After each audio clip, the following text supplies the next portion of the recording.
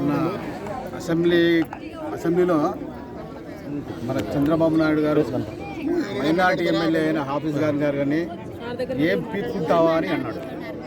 ఈరోజు మన కాట్సాని రామిరెడ్డి ఎమ్మెల్యే గారిని ఎక్స్ ఎమ్మెల్యే జనార్దన్ ఏం పీక్కుంటా అంటున్నారు, ఏం పీక్కుతావు అంటున్నారు. అంటే పీక్కుండం అనేది తెలుగుదేశంలో ఒక సంస్కృతిలో భాగమైపోయింది. ఇక్కడ పీక్కోవడము పెట్టడం అనేది సమస్య కాదు.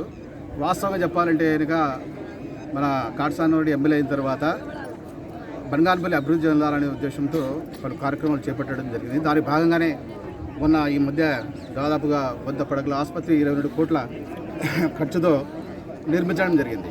మరి నేను ఒకటే అడుగుతున్నాను, బీసీ జనార్దన్ కానీ దాన్ని స్టే తెస్తారా, లేకపోతే ముస్లింల మైనారిటీ వరకు మన ఎమ్మెల్యే గారు రామిరెడ్డి గారు షాజఖానా కోసం దాదాపుగా ₹1 కోటి మంజూరు చేయడం జరిగింది.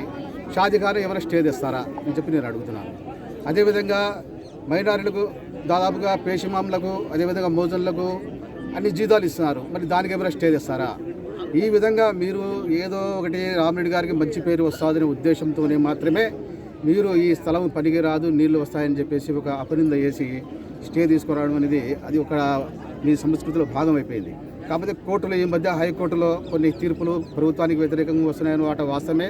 కాకపోతే ఈ మధ్య కాలంలో సుప్రీంకోర్టు దాన్ని దాదాపుగా హైకోర్టు ఏదైతే వ్యతిరేకంగా ఇచ్చిందో ప్రభుత్వానికి వ్యతిరేకంగా జగన్మోహన్ రెడ్డి గారికి వ్యతిరేకంగా ఇచ్చిందో సుప్రీంకోర్టు దాన్ని కొట్టేయడం జరిగింది. ఇది గమనించాలా. కేవలం స్టే తీసుకొచ్చి అడ్డపడుతున్నాము మీరు వేకేట్ చేసుకోండి అని చెప్పడం కాదు. మీరు ప్రజల కోసం ఏదైతే మీరు చేస్తున్నారో అభివృద్ధి పనుల్లో భాగం చేసుకోవాలి. నేను ఒకటే అడుగుతాను, దాదాపుగా 3000 పట్టాలు ఇందులో వస్తే దాదాపుగా తెలుగుదేశం పార్టీకి చెందిన వారికి 1000 పట్టాలు ఉంటాయని చెప్పి నేను అనుకుంటున్నాను. మరి రామిరెడ్డి గారు తెలుగుదేశం పార్టీకి ఇవ్వకూడదు, వాళ్ళ క్యాండిడేట్లకు ఇవ్వకూడదు, వాళ్ళ అనుచరులకు ఇవ్వకూడదు అని ఏనాడు చెప్పలేదు.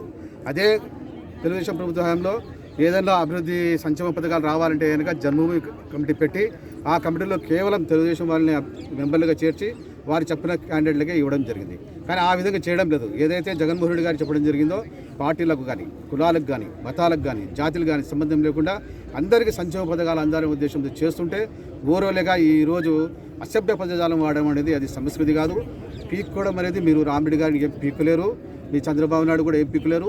రామిరెడ్డి గారే, మీరే అది ప్రజలకు తెలుసు అని చెప్పి చెప్తూ మీరు అభివృద్ధిలో రావాలి. లేదంటే ఇప్పుడు ఇందాక చెప్పినారు ఖచ్చితంగా ఇక్కడ పట్టాలి, ఇక్కడ ఇల్లు వచ్చి నిర్మించుకుంటారని చెప్పి ఖచ్చితంగా నేను కూడా చెప్తున్నాను. ఏ కోర్టు కానీ ఏ వ్యక్తి కానీ ఏ రాజకీయ నాయుడు కానీ ఆపలేరు. ప్రజల ముందర ప్రజలు వచ్చి ఇక్కడ వాస్తవంగా ఇల్లు కట్టుకుంటారు, మీరేం చేయలేరు. కోర్టులు కూడా ప్రయత్నం చేస్తాం. భవిష్యత్తులో ఇటువంటి జరగకుండా మీరు కూడా భాగం పంచుకోవాలి అభివృద్ధులు అని చెప్పి నేను కోరుకుంటూ ఈ అవకాశం ఇచ్చిన వారికి సెలవు తీసుకుంటాను.